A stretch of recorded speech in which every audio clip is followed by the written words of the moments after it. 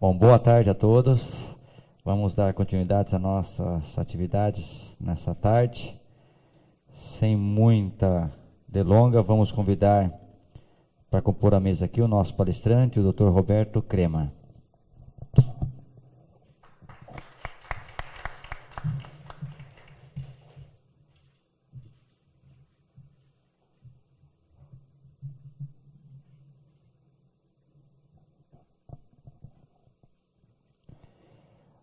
Nosso palestrante irá nos proferir uma palestra com o tema Espiritualidade e Qualidade de Vida. Antes de passar a palavra ao Dr. Roberto Crema, vamos fazer uma leitura de um breve currículo do nosso palestrante. Roberto Crema é psicólogo, antropólogo e mestre em Ciências Humanas e Sociais pela Universidade de Paris. Tem formação em diversas escolas humanísticas e transpessoais. Criador do enfoque da síntese transacional, uma ecologia do ser, na perspectiva de uma quinta força em terapia. Coordenador geral do primeiro Congresso Holístico Internacional em 1987, que impulsionou a criação da Universidade Internacional da Paz, Unipaz. Introdutor no Brasil da formação holística de base, fundamentada na abordagem transdisciplinar, em 1989, e do Colégio Internacional dos Terapeutas, em 1992, que coordenou durante 20 anos. É membro honorário da Associação Luso-Brasileira de Transpessoal, a Lubrat, Fellowship da Findhorn Foundation, da Escócia, reitor da Universidade Internacional da Paz, da rede Unipaz. Autor e coautor de 30 livros. É coordenador com Denis Brandão e coautor da série O Novo Paradigma Holístico, Ciência, Filosofia, Arte e Mística, de São Paulo, da editora Sumos, em 1991. E Visão Holística em Psicologia e Educação, também da Sumos, em 1991. Coordenador com Pierre Weil da coleção Unipaz, Colégio Internacional dos Terapeutas, da editora Vozes. Com a palavra, Dr. Roberto Crema.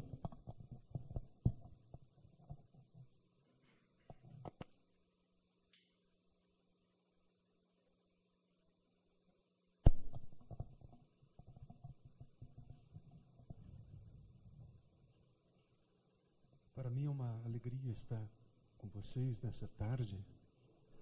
Agradeço João Marcos, a amiga Gilvânia, pelo convite gentil. Tendo conversado um pouco com a Blandine, eu me sinto em casa. Sei que eu estou falando com gestores dessa área tão importante da qualidade de vida. O meu tema, eu diria que quase é uma tautologia. Espiritualidade e qualidade de vida. Por que quase o óbvio? Espiritualidade, o que é espiritualidade? Inicialmente, eu quero deixar claro que a minha perspectiva, o território de onde eu falo para vocês, é o da transdisciplinaridade, o encontro da ciência, a filosofia, a arte e a espiritualidade. Então, eu não vou estar falando de religiosidade, no sentido de religião. Isso é muito importante, porque nós sabemos que a religião tem sido mais parte do problema do que da solução. Basta olhar para o Oriente Médio, basta olhar para o que está acontecendo na Síria, etc. Basta constatar que no século XX tivemos 2 guerras mundiais e cerca de 300 outras guerras menores, mas não menos estúpidas, e quase todas por causas religiosas e atívicas. Então, o que é espiritualidade?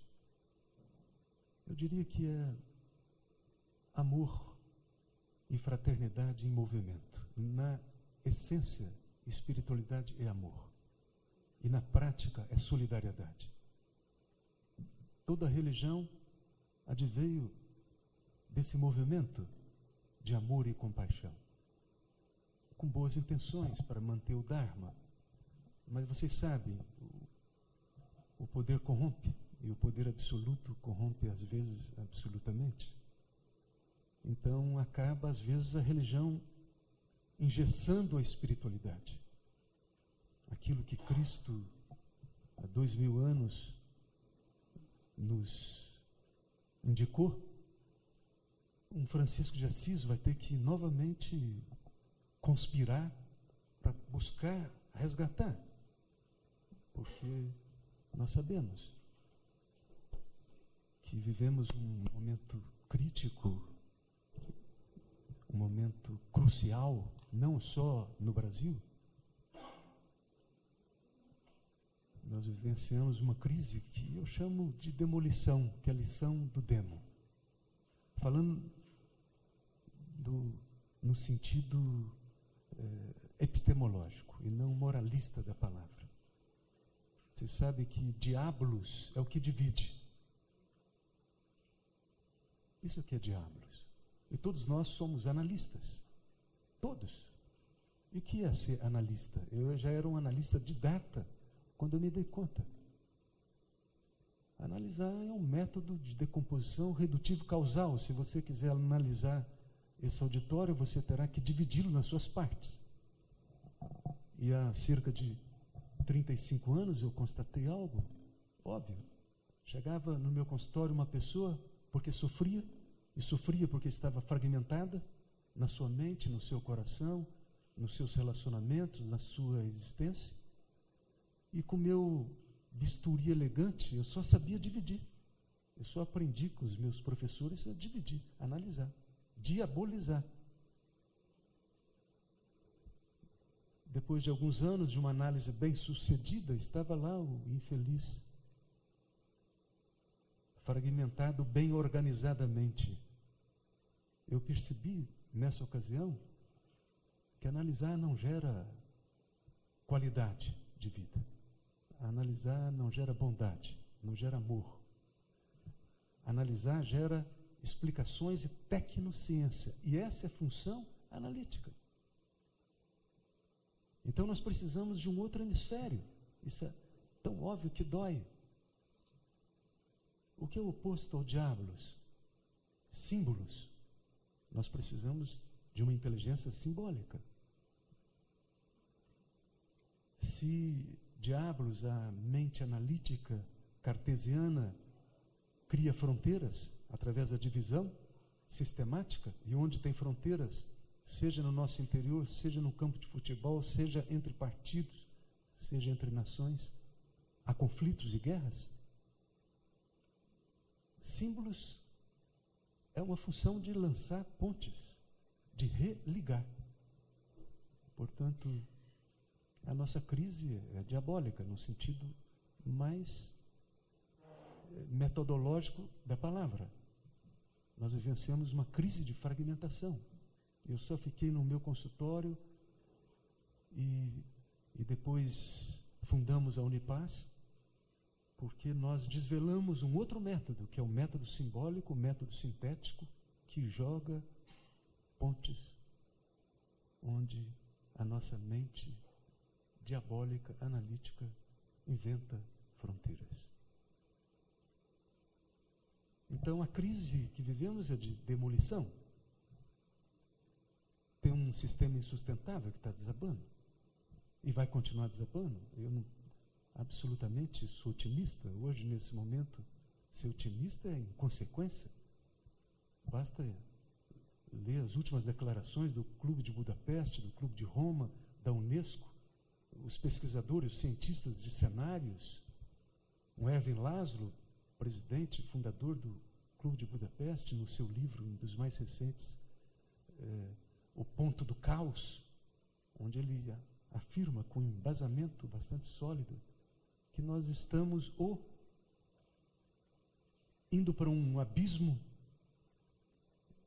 de um fim, ou saltando para uma outra consciência. Um pouco como Edgar Morin, que é um grande filósofo, afirma: regenerar ou degenerar.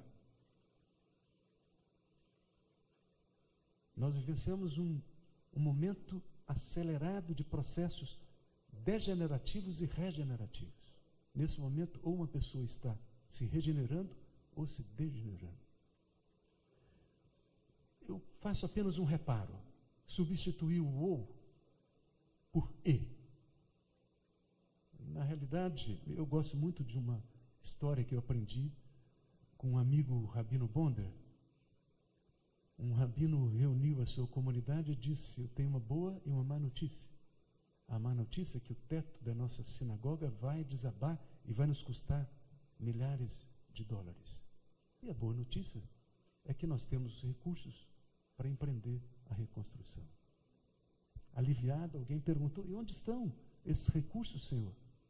Ele respondeu: nos bolsos de vocês. Talvez eu tenha, nessa tarde, uma boa e uma má notícia. A má notícia é que o teto já desabou. O que é 11 de setembro?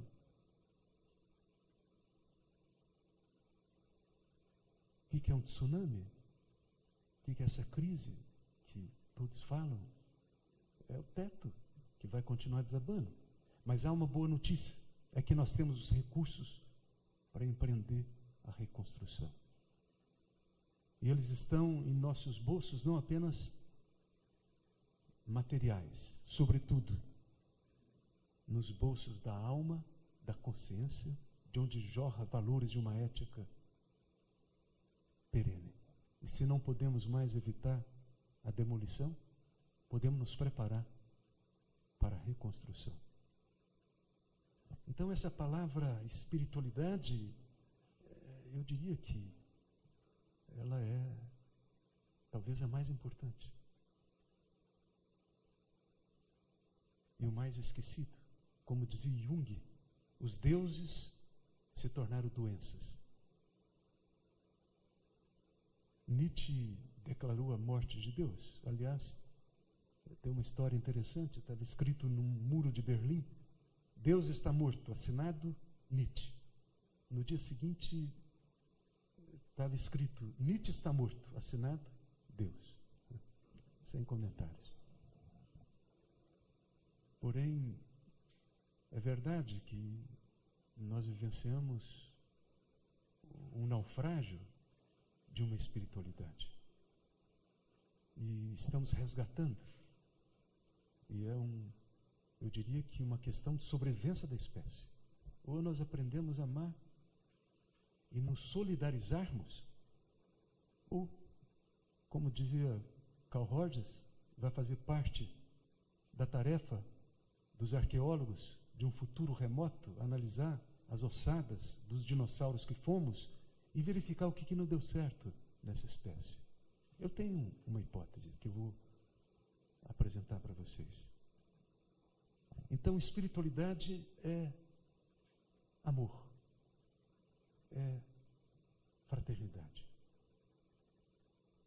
Qualidade. Ora, essa é uma palavra nova. Todo paradigma que surgiu no século XVII, por bons motivos, através de um Copérnico, um Galileu, um Bacon, um Descartes, um Newton, colocou a ênfase na quantidade. E a quantificação passou a ser o critério científico. Algo é científico se é suscetível de mensuração, de quantificação. E agora nós estamos falando de qualidade. Ora, para auferir quantidade, basta uma máquina. Para compreender qualidade, nós precisamos de uma alma. E eu diria que essa é uma palavra de um novo paradigma, que às vezes a gente levanta sem nos darmos conta que estamos falando de algo totalmente insustentável pelo paradigma do racionalismo científico, onde qualidade é anticientífico. Tudo que diz respeito à subjetividade, a alma e a consciência é anticientífico. O sujeito se degenerou em objeto, como dizia Jung, pela ótica, pelo tabu da objetividade, do objetivismo. Nós temos confiado nossas existências, dos nossos filhos e netos, a técnicos do mundo da quantidade, a mecânicos. Se eu tenho um problema nessa peça, eu procuro um mecânico que vai olhar para essa peça, ou para essa, ou para essa. É triste. Da pré-maternidade à missa do 7º dia, nós nos entregamos nas mãos de técnicos, especialistas. O que é um especialista? Todos nós fomos modelados para a especialização, porque o paradigma do racionalismo científico inventou a disciplina que inventou a especialização. E hoje nós sabemos, o especialista é incompetente, os problemas são globais. Nenhuma mente meramente especializada pode fazer frente a problemas que são globais. O especialista é essa pessoa que sabe quase tudo, de quase nada, um pouco exótica, que se orgulha da sua unilateralidade de visão e de ação, que usa uma viseira e, portanto, não sabe de onde nem para onde está carregando a sua carroça, e perdeu, desgraçadamente, a visão do todo, e não sabe o que faz. Não tem um sentido. Há um axioma que você conhece: pensar globalmente, agir localmente. E eu diria, para não agir loucamente, que é o que nós temos feito. O Jacques Cousteau, que foi um bom biólogo e um grande sacerdote da ciência da vida, um pouco antes dele fazer passagem, ele deu uma entrevista onde ele apontava a Ilha da Páscoa como sendo nosso futuro.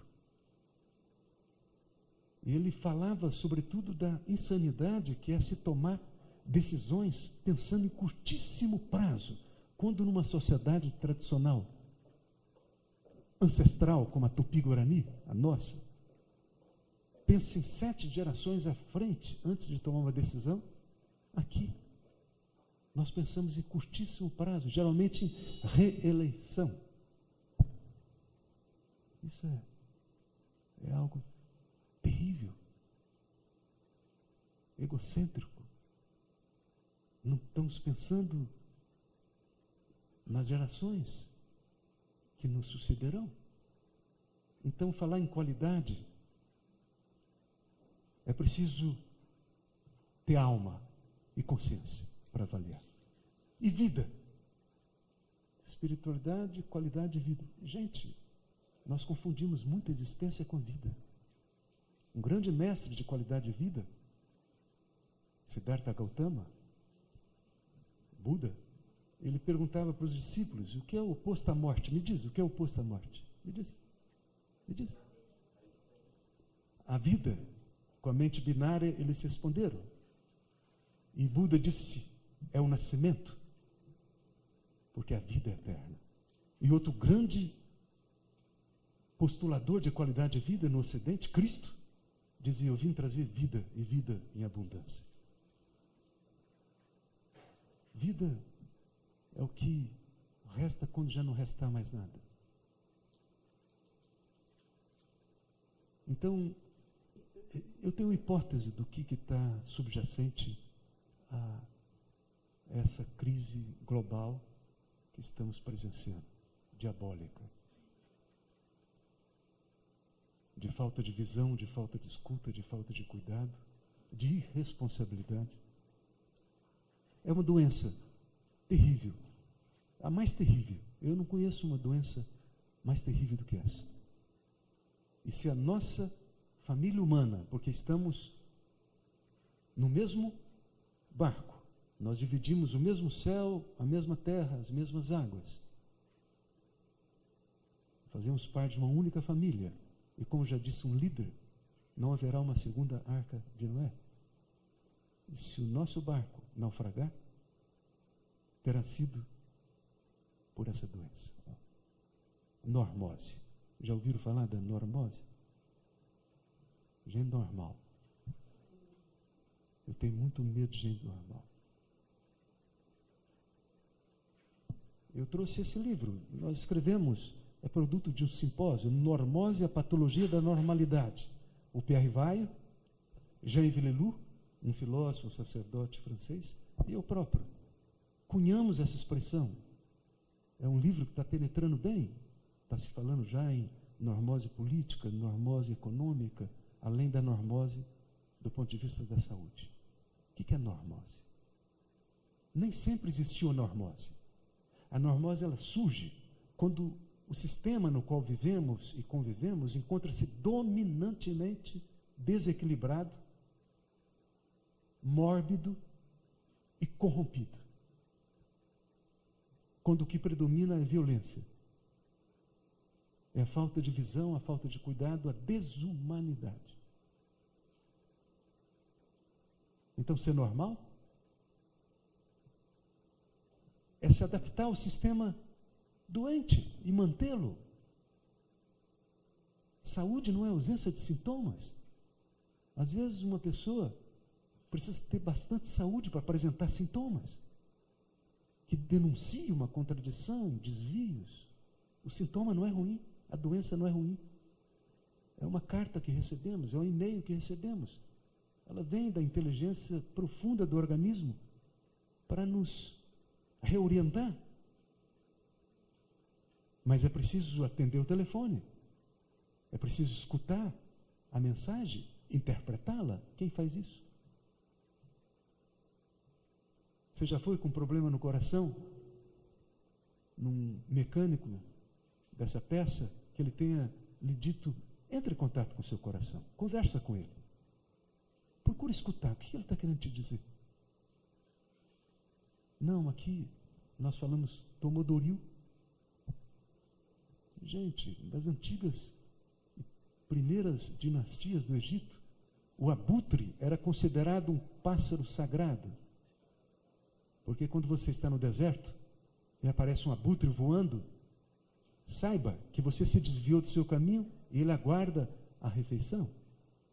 É o momento da bússola, do mapa, e por isso o abutre constava no panteão de Ra.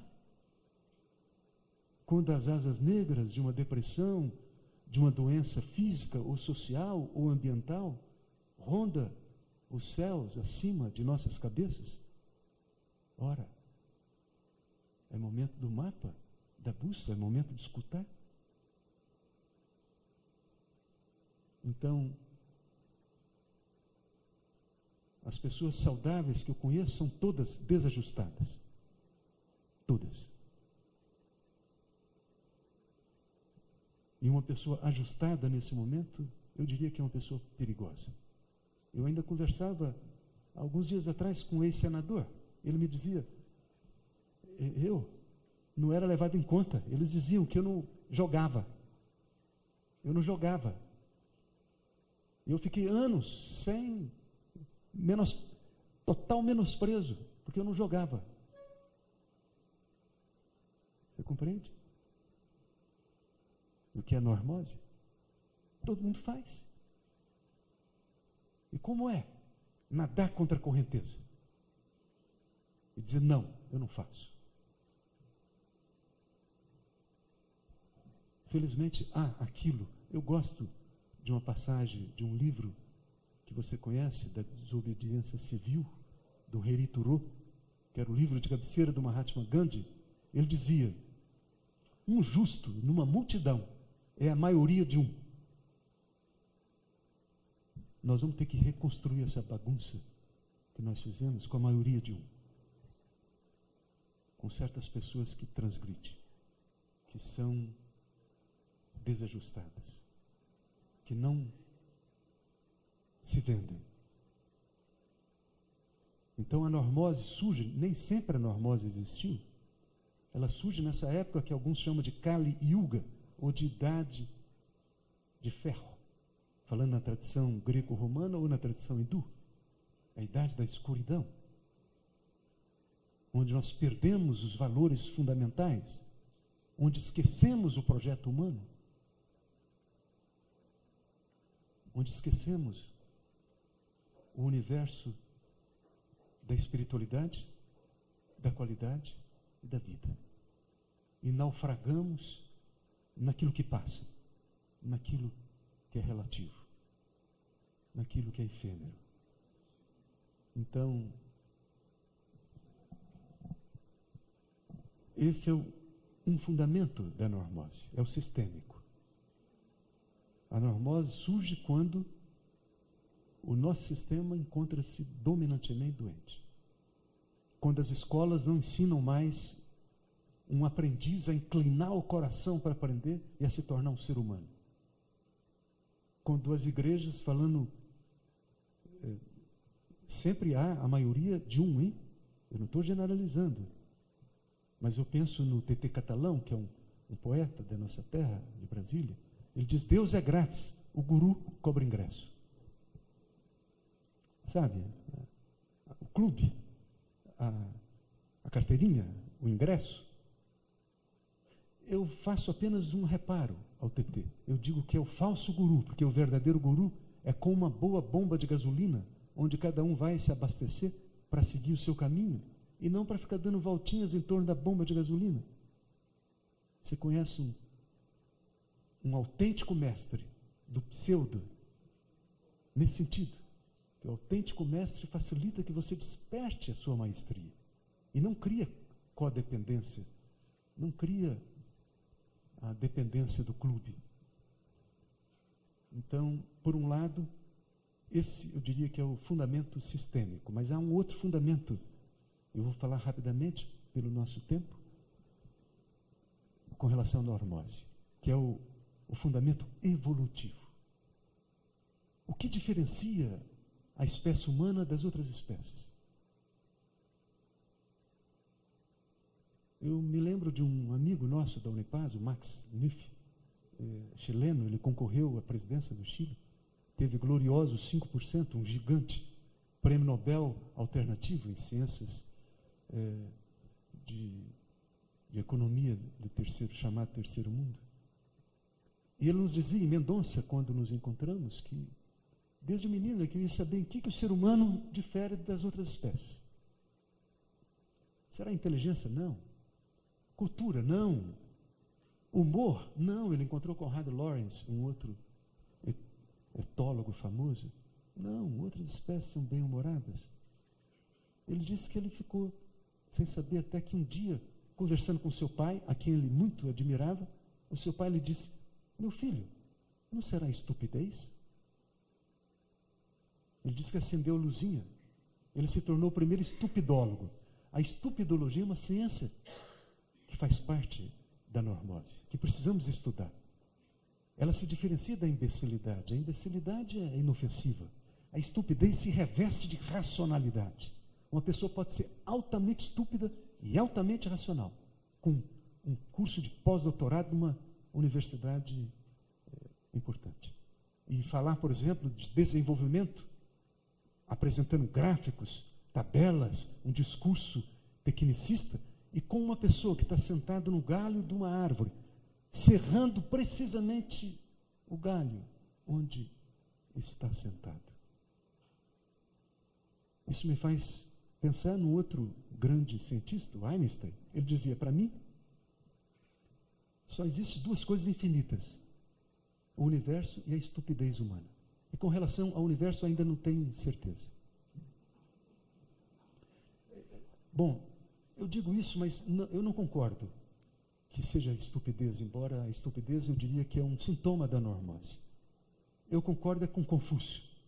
Há 2.600 anos ele dizia: o ser humano é inacabado. Ele falava do inacabamento, da incompletude humana. Isso que o Paulo Freire vem falar no século passado. E dizia Confúcio: nós precisamos então de educação, porque nós não nascemos humanos, nós nos tornamos humanos. Isso que nos diferencia de uma tartaruga, de um pelicano, de um macaco. Para um macaco, pelicano, uma tartaruga, basta um contexto mínimo, salutar, que o pelicano se torna um pelicano, o macaco, e a tartaruga. Por isso que não existe escola de tartarugas. O ser humano, não.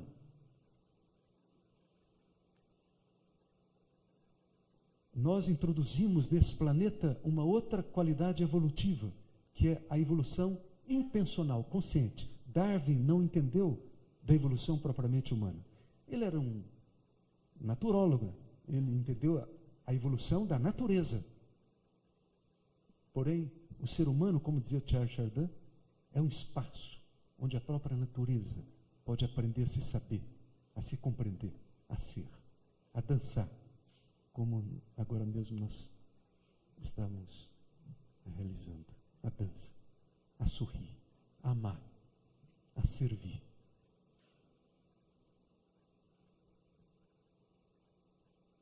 Em todas as tradições ancestrais se fala que o ser humano é uma costura de 3 mundos, e para falar sobre qualidade de vida, nós temos que falar de 3 mundos. O mundo de baixo, o mundo do meio e o mundo alto. O mundo de baixo é o mundo da natureza. É o mundo mineral, vegetal, animal. Fantástico, maravilhoso. É o mundo somático. E nós? É a matéria. É o corpo. Nós temos o mineral em nós, os ossos, o esqueleto, os dentes. Temos o vegetal, a flora intestinal, a vida vegetativa. E temos o animal, a libido, os instintos. Esse é o mundo de baixo, e precisamos lograr qualidade no mundo de baixo. Mas esse é apenas um mundo. E uma pessoa pode ter qualidade no mundo de baixo e ser um troglodita no mundo do meio e no mundo alto. Qualidade de vida não é só prosperidade material, não é só você ter saúde no seu corpo físico. E o mundo do meio? A alma, as informações, as memórias. Onde nós vamos colocar a alma nas escolas? A alma no negócio, como diz um irmão, um amigo, Ken O'Donnell. A alma no negócio, a alma no empreendimento. É triste ter que constatar que normoticamente não há educação para a alma. Eu falo da necessidade de uma alfabetização psíquica para se desenvolver minimamente pelo menos 3 inteligências. A inteligência emocional. Já se fala hoje em inteligência emocional. Isso é fundamental para se ter qualidade no mundo do meio. É preciso reinar nesse mundo. É preciso aprender a utilizar esses mecanismos homeostáticos, cibernéticos, que são as emoções naturais, fundamentais no desenvolvimento da espécie, na sobrevivência individual. Aprender a se vincular, o afeto, aprender a alegria, aprender a chorar para viver o luto, para não ter que fazer um câncer depois de uma perda, aprender a agressividade para o bom combate, aprender a exercitar o medo diante do desconhecido. Onde nós aprendemos isso? Infelizmente, na sarjeta. Ainda não está chegando. A maioria de em algumas escolas, já se desenvolve inteligência emocional. Mas as escolas normóticas preparam o infeliz para passar em vestibular. Gente, isso é triste. Eu me lembro do meu filho, quando ele tinha 14 anos, eu ia levá-lo, hoje ele tem 36, 37, eu ia levá-lo a gente chama de cursinho. Quando, de repente, ele disse: pai, eu não vou aguentar. Eu não vou aguentar, pai. Eu escutei: meu filho, o que é, meu filho? Eu não vou aguentar. Eu tenho 40 professores. Só de matemática eu tenho 8. Eu não vou aguentar, pai. O que eu respondo para o meu filho? Nós chamamos a isso de escola. Então, mundo do meio. Desenvolvimento da inteligência emocional, mas não basta. A inteligência relacional, onde aprendemos a dar um feedback, ou um loveback, para não dar o que uma amiga chama de feedback, julgar o outro simplesmente através das próprias projeções. Como dizia Buda, quando você aponta um dedo para alguém, você tem 3 apontados contra você. Nós não aprendemos a arte de se relacionar. porque não há currículo para isso. Existe na psicologia. Nós temos mais de um século de desenvolvimento de técnicas relacionais. O próprio Carl Rogers, com quem eu caminhei um tempo, dizia que a maior invenção do século XX foi a dinâmica de grupo. Mas ela não penetrou nas escolas. Por isso nós precisamos de espaços como esse. Inventar um momento para se falar sobre qualidade de vida, para se falar sobre aquilo que é negligenciado. As empresas que sobreviverão no futuro serão aquelas que estiverem investindo no mundo do meio e no mundo alto. Investindo nas emoções, investindo nas técnicas do relacionamento. Nós temos o sociodrama, o psicodrama, a gestalt, a biodança, temos uma quantidade muito grande de técnicas, mas elas não são utilizadas. E há ainda uma terceira inteligência que é onírica. Eu vou dizer uma coisa e você não vai acreditar. Há pessoas que não têm um livro da noite, um livro para anotar seus sonhos. Verdade. Vocês não acreditam, mas eu conheço umas 4 ou 9 pessoas que... Gente, nós sonhamos 20% do tempo que dormimos, e já sabemos por mais de um século de pesquisa, desde Freud, que viu só a ponta do iceberg, que o sonho apresenta soluções criativas, é uma fotografia do momento de individuação, traz o que não foi resolvido, é uma manchete das questões que são relevantes, compensa a unilateralidade da vigília. E não é um absurdo que há pessoas que não pesquisam? Tem professores que nunca perguntaram, pais que nunca perguntaram pelo sonho dos filhos. Gente, é que vocês são do setor de qualidade de vida, talvez. E aí está todo um terreno simbólico. Todo um terreno simbólico. Uma pessoa que cultivar e desenvolver inteligência onírica se capacita para fazer a passagem. Todos nós faremos. Ou não? É a única certeza. Nem os impostos, e olha que eu estou falando para uma casa do ramo, né? Nem os impostos, vocês sabem, é certeza. Pode-se fazer como o próprio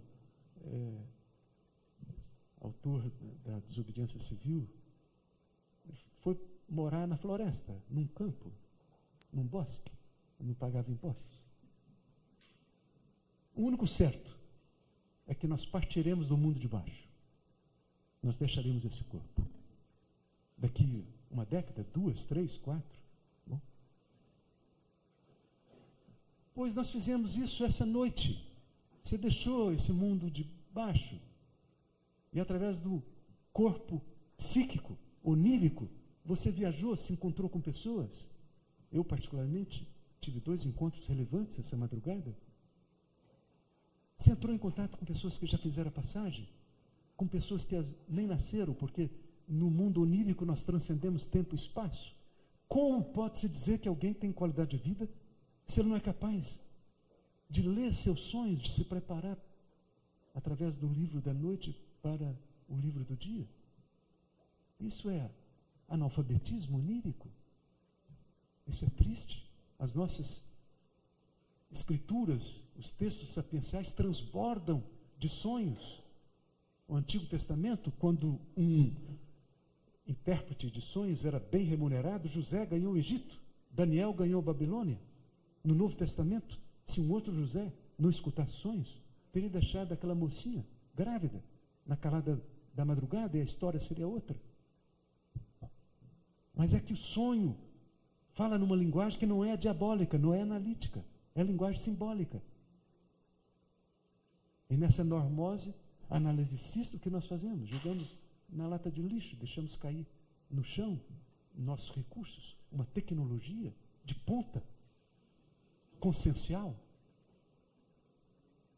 Isso é triste, para dizer o mínimo. Se você se capacita no mundo onírico, você se capacita a deixar esse corpo no momento justo, de uma maneira gentil. Por que nós ficamos desesperados na iminência da passagem? Porque nós achamos que tudo é o mundo de baixo. E aí? Ora, alguns dirão que a diferença entre uma pessoa que fez a passagem e outra que está sonhando, é que está sonhando tem um fio de prata, que é uma metáfora, para se referir, tem uma conexão com o endereço nesse corpo físico. E você retorna para esse endereço. Toda manhã nós retornamos, às vezes de uma forma abrupta. Você nunca acordou numa aterrissagem forçada? Uma pessoa que fez a passagem não tem mais o endereço. E se não se alfabetizou, vai querer voltar.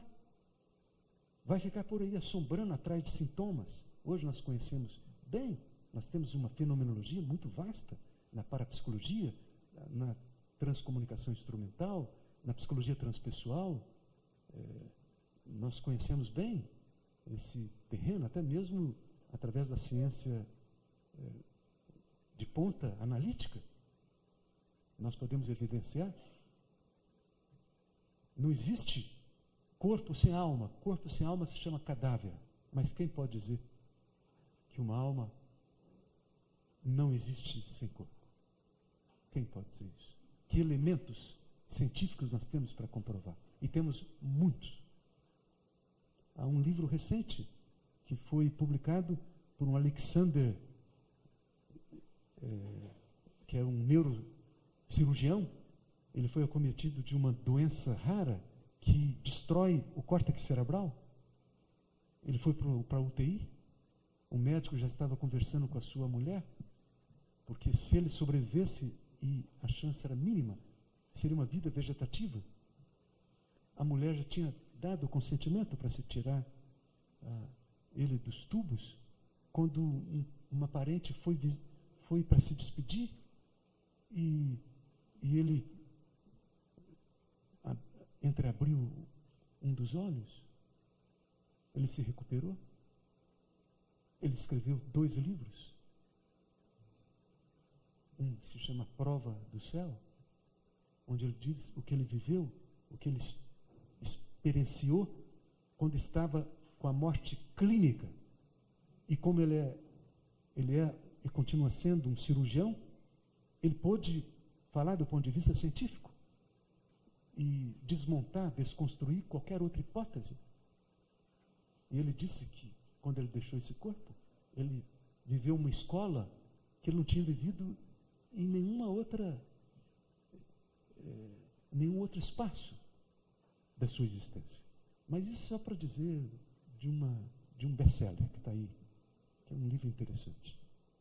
Mas nós temos centenas de evidências de sobrevivência ao corpo, ao mundo de baixo.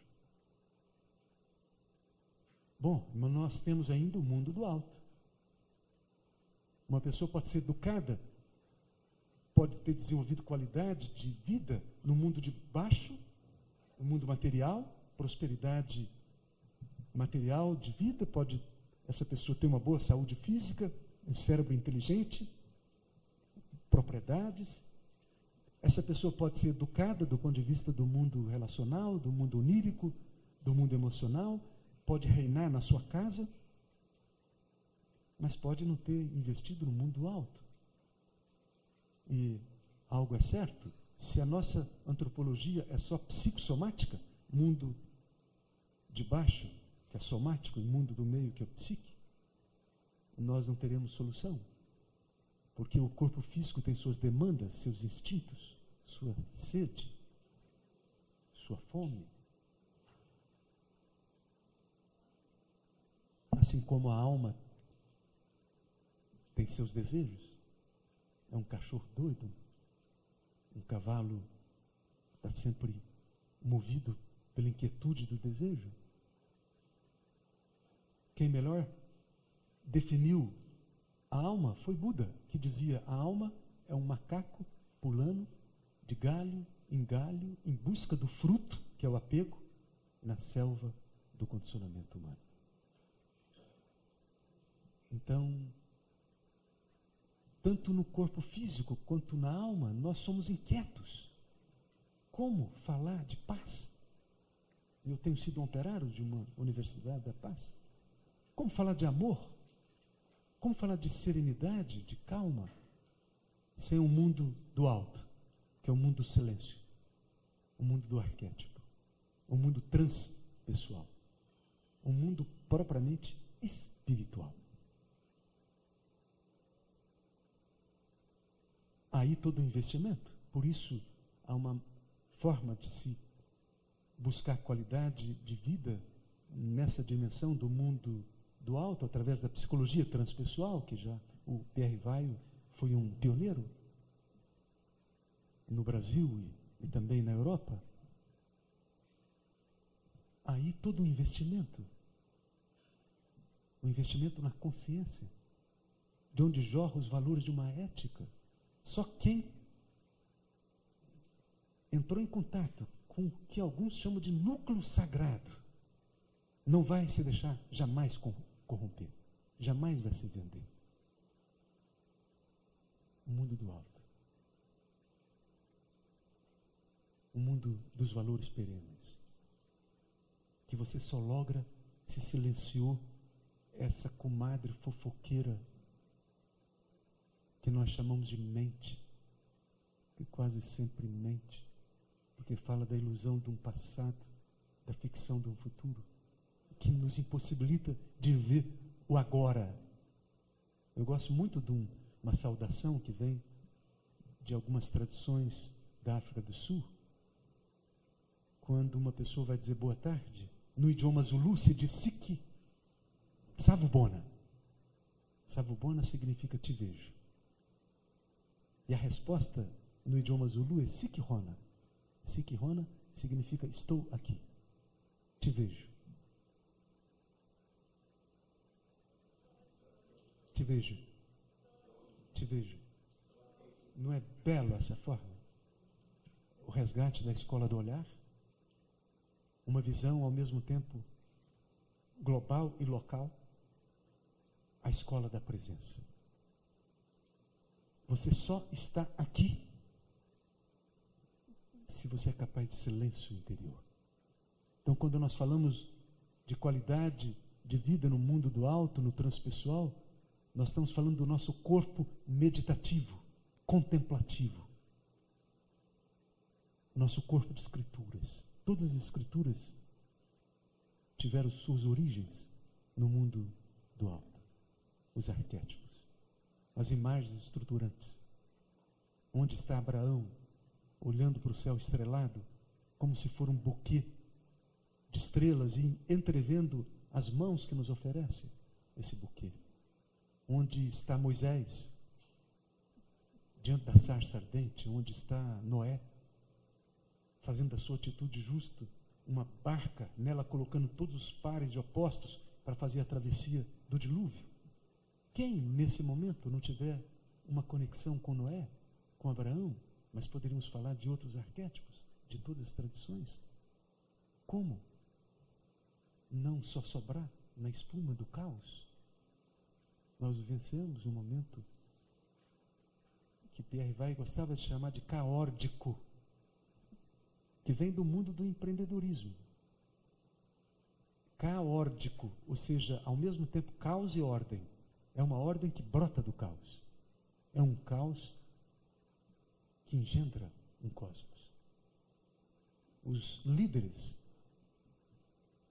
os verdadeiros líderes da reconstrução, serão aqueles que tiverem investido de uma forma equânime no mundo de baixo, no mundo do meio e no mundo alto. No mundo da catedral, do silêncio e do amor compassivo, da espiritualidade. Então,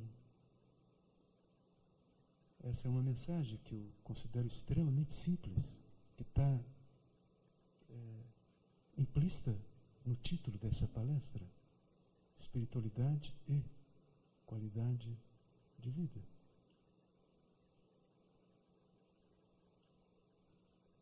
Quando chegar o ponto nodal do processo de demolição, será muito rápido, dizem os pesquisadores de cenários. Vocês conhecem uma experiência que foi feita num laboratório de uma faculdade americana? Você joga uma rã numa água quente, o que a rã faz? Salta fora. Se você coloca a mesma rã na água fria e aquece gradativamente, o que acontece? Ela morre escaldada sem saber que está morrendo. Eu creio que essa é uma bela e lúcida metáfora do momento normótico que nós estamos vivenciando. A temperatura está subindo. Os sintomas estão claramente aí. E as pessoas estão numa boa. Se não tiver mexendo no canteirinho do ego, na caderneta de poupança, gente, só faz sentido estar aqui para conspirar. Tem 3 tipos de pessoas que querem mudar o mundo, isso eu sei. Tem um que é o rebelde, que brigou com papai e mamãe, projeta nas figuras de autoridade, aí governo sou contra, às vezes são famosos, mas são imaturos, precisam de terapia. Esses não contam. Tem um revolucionário. O revolucionário, quem é? É uma pessoa que já chegou na Catedral da Razão. Já faz a crítica da ideologia injusta e tem supostamente uma ideologia mais justa. Já é uma pessoa que chegou na maturidade analítica, racional. Mas o revolucionário é sempre uma pessoa um pouco arrogante, que quer mudar o outro, quer mudar o mundo, quer mudar a sociedade, sem ter antes se transformado. E são muito frágeis. Todas as revoluções fracassaram. Observa, no palco internacional. Sobretudo quando chegam no poder.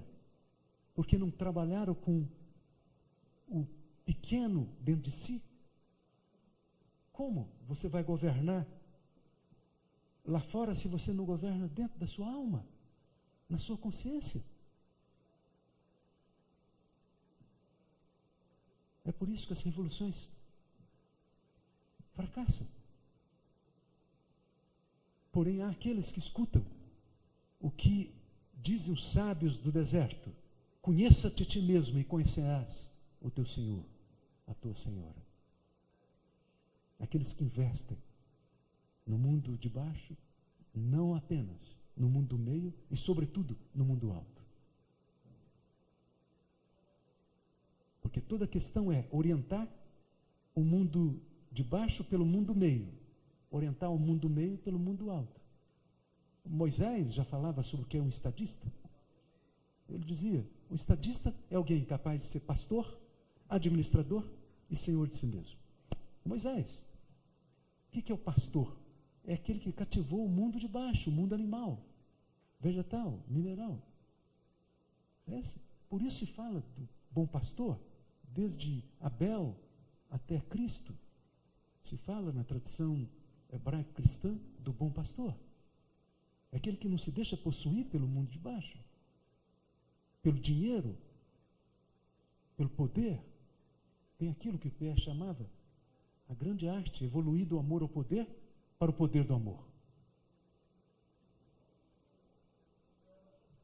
E ser administrador é alguém que reina na sua própria casa, administra seus pensamentos, suas emoções, seus relacionamentos.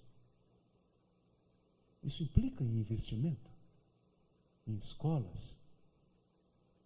E senhor de si mesmo é alguém que chegou no mundo alto e lá estabeleceu o norte, a bússola. O que é essa normose que nós estamos vendo, esse sistema insustentável? Tudo sendo regido pela economia. O dinheiro atrás de tudo. Dos governos, das igrejas, infelizmente. O que é uma nova Jerusalém? A cidade da paz. É estabelecer aquilo que tem um documento importante que eu recomendo, chama Europa das Consciências, foi liderada por ABPR, um grande líder, e por grandes expressões do mundo da ciência, da filosofia, da arte, da espiritualidade da Europa. No seu terceiro artigo é dito: a economia precisa se submeter à política, que precisa se submeter à sabedoria, à ética. Eis a bela utopia, a realizável. Orientar o mundo de baixo pelo mundo da alma, o mundo da alma pelo mundo da consciência. Eis a utopia, mas não se esqueça que utopia não é o irrealizável, é o ainda não realizado. Só vale a pena estar aqui para convocar essa utopia e para propor a conspiração. O que é conspirar? Não é o revolucionário, é o conspirador. Conspirar é respirar conscientemente, consigo, com o outro, com os outros, com a natureza, com o mistério. Conspirar é respirar com. Ser capaz de agora. Ser capaz de assumir a responsabilidade. O que talvez seja mais triste no cenário normótico que estamos vivenciando é que ninguém assume a responsabilidade. Sempre se diz o culpado é outro, o culpado é outro. Ora, a saúde, a maturidade inicia quando a pessoa assume a responsabilidade. A habilidade em responder. Mas é preciso ser capaz de agora. Isso eu aprendi na minha trilha de terapeuta, de educador, que ninguém transforma ninguém. Ninguém se transforma sozinho. Nós nos transformamos no encontro. Ninguém liberta ninguém. Ninguém se liberta sozinho. Nós nos libertamos no encontro. Ninguém ensina ninguém a amar. Ninguém aprende a amar sozinho. Nós aprendemos a amar no encontro. E é isso que me trouxe a esse encontro. Se em algum momento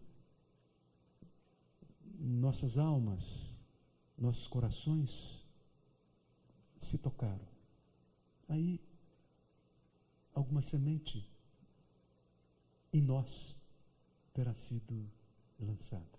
E no tempo justo, a colheita. Então eu quero terminar, para que a gente possa bater um papo, é possível ainda bater um papinho? Com um poema da Cecília Meirelles. Eu amo esse poema. Renova-te, renasce em ti mesmo. Multiplica teus olhos para verem mais. Multiplique teus braços para semeares tudo. Destrói os olhos que tiverem visto. Crie outros para outras visões. Destrói os braços que tiverem semeado, para que se esqueçam da colheita. Ser sempre o mesmo. Sempre outro, mas sempre alto. Sempre longe e dentro de tudo.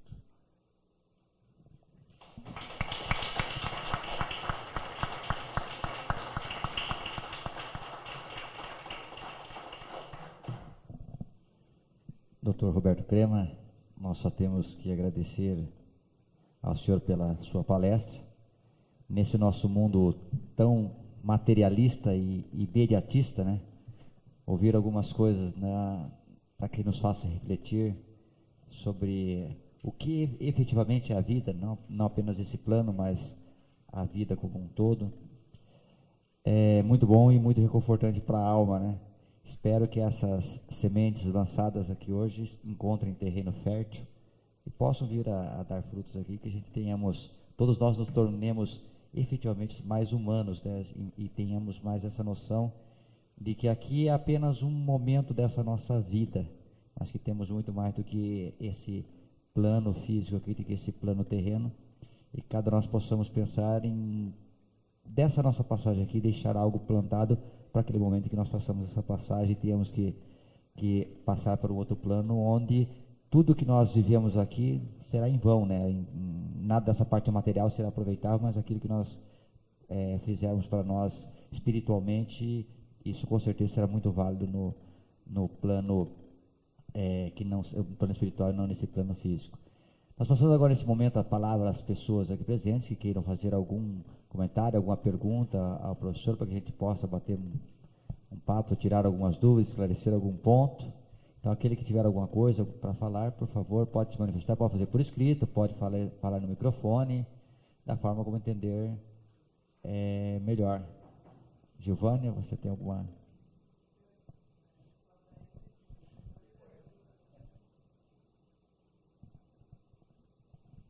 Ninguém tem nenhuma dúvida, ninguém tem nada.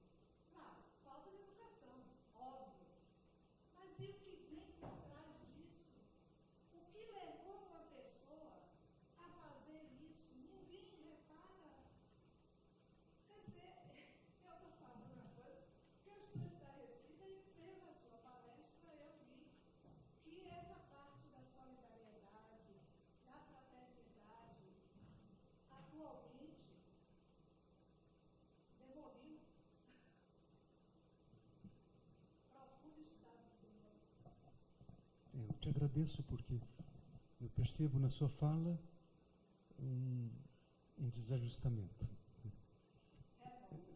e uma revolta, uma indignação. Eu penso no Stefan Hasse, é um herói da resistência francesa e que fez passagem recentemente, amigo do Edgar Morin, e ele escreveu um livro, 40 páginas, em francês, Indignez-vous, indignai-vos. Esse livro foi traduzido para cerca de 40 idiomas, e a partir daí surgiram os indignados.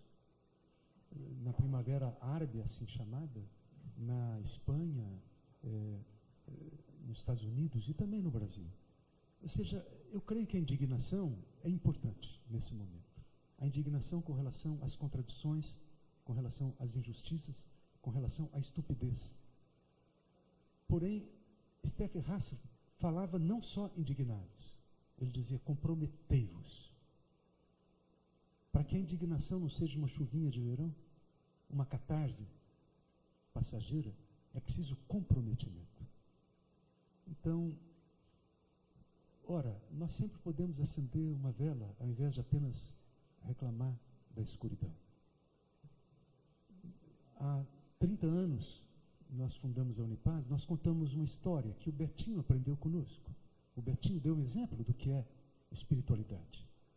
Hoje se fala de uma espiritualidade laica, uma espiritualidade transreligiosa. Uma pessoa pode ser um ateu espiritual porque tem amor, e tem solidariedade. É isso que distingue uma pessoa do mundo da espiritualidade. E o Betinho deu um belo exemplo. Ele estava no leito da passagem, assim mesmo, doando. E ele aprendeu conosco essa história que eu vou contar. Eu gosto dessa história. Uma floresta pegava fogo. Você vai se lembrar, não é, Giovanni? Pierre gostava dessa história. Uma floresta estava pegando fogo. E todos os animais fugiam. Todos. Exceto um beija-flor, que ia no rio, pegava uma gotinha d'água, jogava no meio do fogo, voltava com as asinhas chamuscadas, outra gotinha d'água.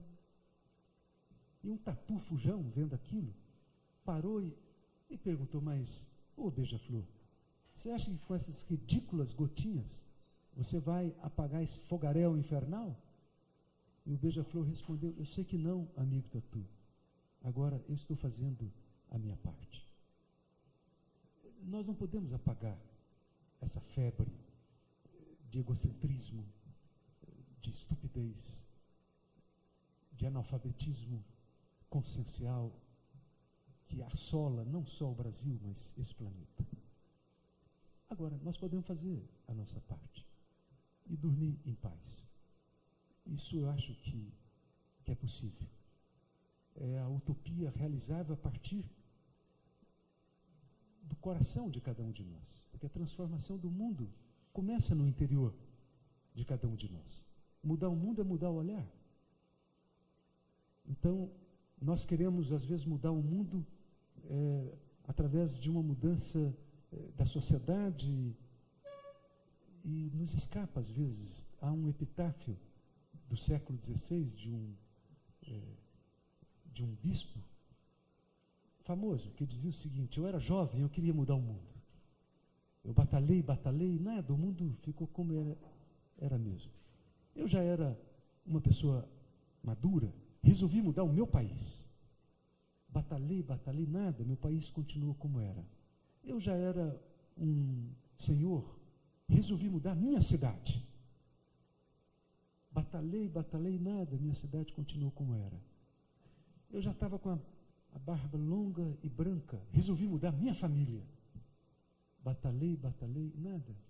E agora, no leito da morte, eu me dou conta que a única coisa que eu poderia ter feito era ter me transformado. E quem sabe, se eu tivesse tido uma autotransformação, eu poderia irradiar isso para a minha família, para os meus vizinhos, para a minha cidade, quem sabe, para o meu país, para o mundo inteiro. Sempre que esse mundo se transformou, foi a partir de certos movimentos discretos. Porque o que desaba faz muito barulho. Os escândalos fazem muito barulho. Os tsunamis e as torres que desabam fazem muito barulho. Mas um jardim floresce silenciosamente. Uma borboleta se desprende da crisálida suavemente. Não faz barulho. Eu acho muito importante nesse momento olhar para aquilo que está nascendo, daquilo que está desabando. Não olhar apenas para a mídia normótica. É preciso, às vezes, olhar para espaços que jamais estarão nas manchetes, mas que são boas notícias. Porque nós nos tornamos aquilo para o qual olhamos. E se olharmos só aquilo que está desabando, aquilo que está degenerado, isso é perigoso. É isso que nós vamos estruturar no mundo e em nós. Então, está bem, não podemos ser complacentes. Nós temos que olhar e reivindicar, nos indignarmos e buscar a justiça. Porém, é preciso olhar também para uma criança que desperta. E para o fato de que aquilo que para as pessoas distraídas é a morte da lagarta, para algumas pessoas mais atentas é o nascimento de uma borboleta. O dia nasce no coração da noite. E o que pode nos ensinar, eu tive recentemente no Oriente, na China, no Vietnã, lá eles têm plantações de lótus. Se aproveita tudo do lótus. E por que o lótus é considerado sagrado no Oriente?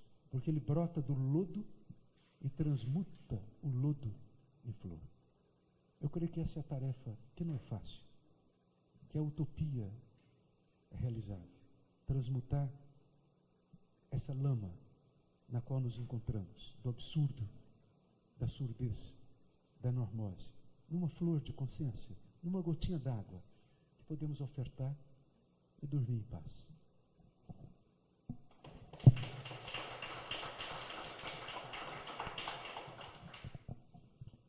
Mais alguém gostaria de fazer algum comentário? Fará?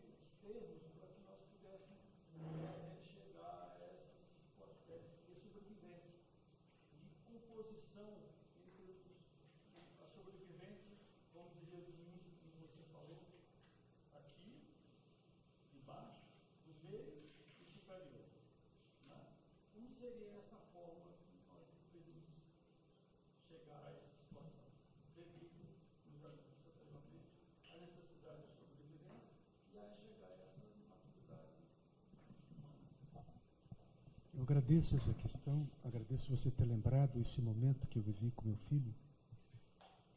De fato, foi Henri Thoreau que, quando ele não era ele era contra a guerra que os Estados Unidos fazia naquela ocasião, ele resolveu não pagar impostos. Ele disse, eu sou contra essa guerra. Eles disseram, então você não pode ter energia elétrica. Ele foi para um bosque e ele escreveu um livro, o Walden Two, famoso, e a desobediência civil nesse sentido, que inspirou muito Mahatma Gandhi na luta que ele realizou, libertando a Índia apenas através de duas armas, que ele chamava de ahimsa e satyagraha, não violência e veracidade. Mas eu não estou postulando isso.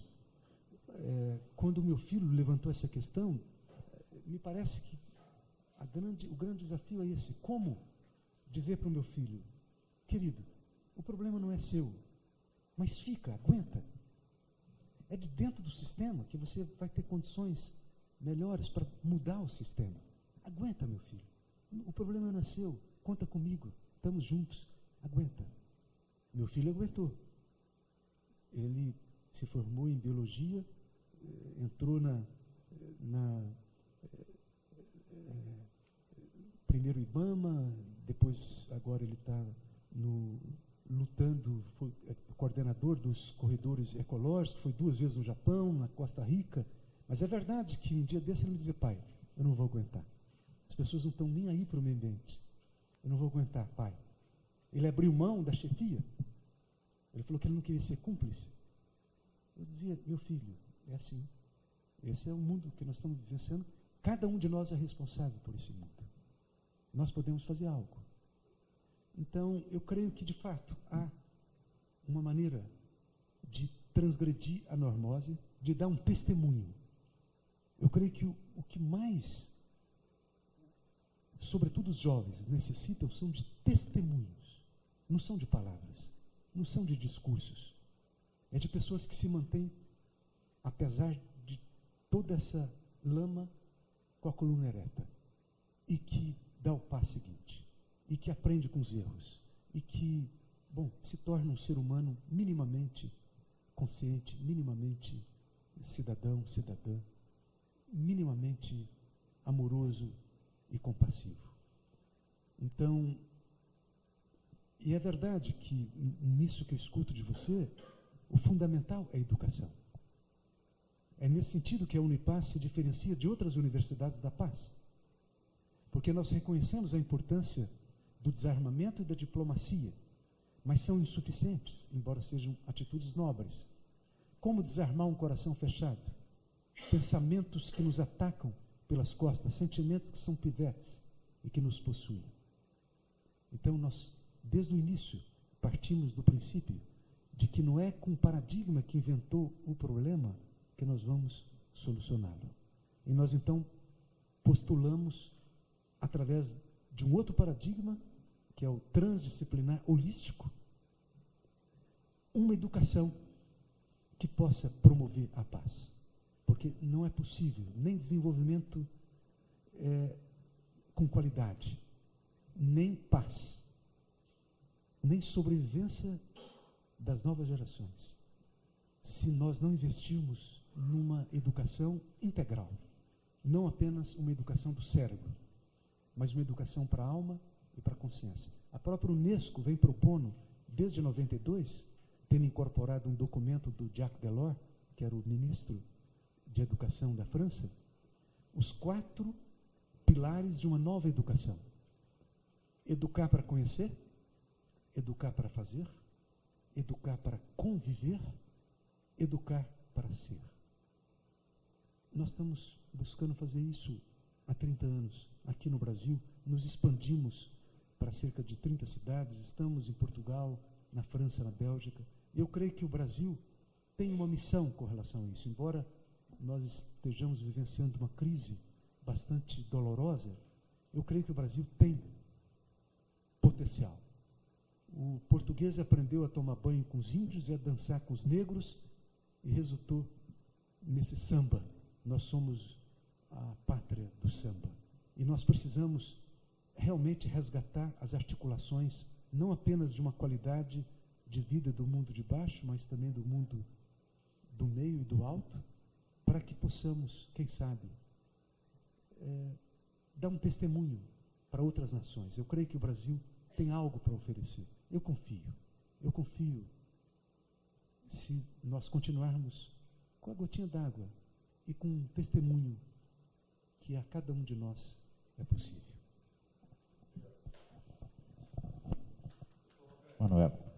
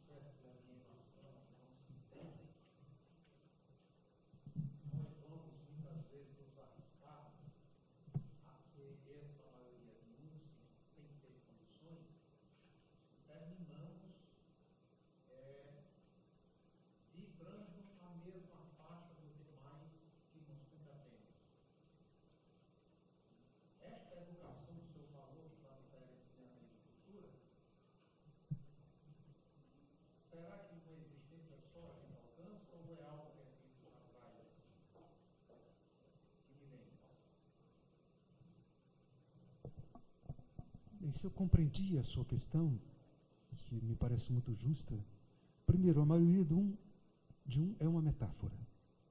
Margaret Mead, uma grande antropóloga, dizia que nunca devemos desprezar um grupo de pessoas com ideais firmes que querem mudar o mundo, porque nunca o mundo se transformou que não fosse dessa forma.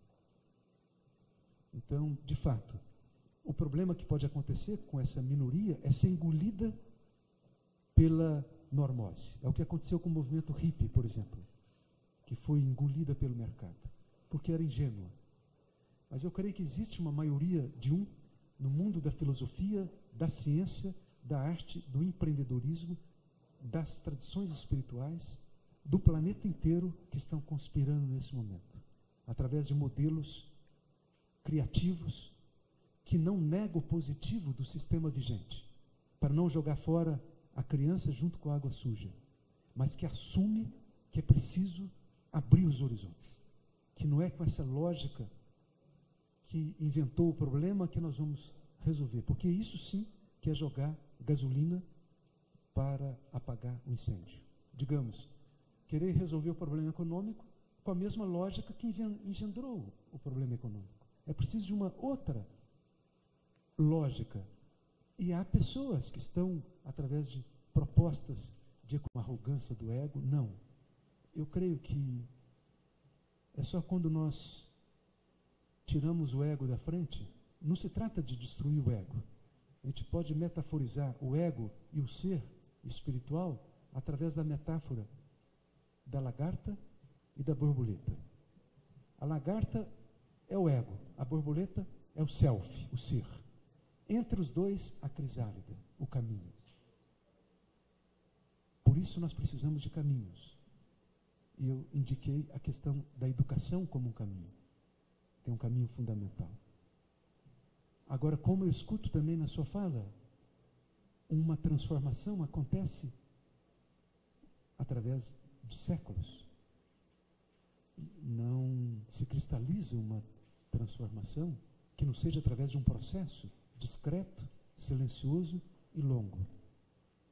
Então, eu creio que esse processo do que eu chamei, não eu, Heritorô, chamou de maioria de esse processo, ele está se processando. Assim como o da normose. Eu creio que nós não, talvez, testemunharemos um mundo um pouco mais humano, mas talvez nossos netos ou bisnetos, talvez. E nos compete o quê? Trazer uma colaboração do nosso tamanho, ser do seu próprio tamanho, não querer ser nem maior e nem menor, mas atuar a partir de onde você se encontra, com a sua gotinha d'água. Eu acho que isso é possível. Eu creio que, se não podemos ser otimistas, eu creio que não precisamos ser pessimistas. Eu aprendi a confiar, fiar com. Isso é conspirar, fiar com. Nós estamos conspirando aqui. E talvez algo surja discretamente e vá se irradiando para outros espaços. Até onde eu posso compreender, sendo um operário há 30 anos, voluntário de uma Universidade da Paz, não há outro modo que não seja fazendo a nossa parte.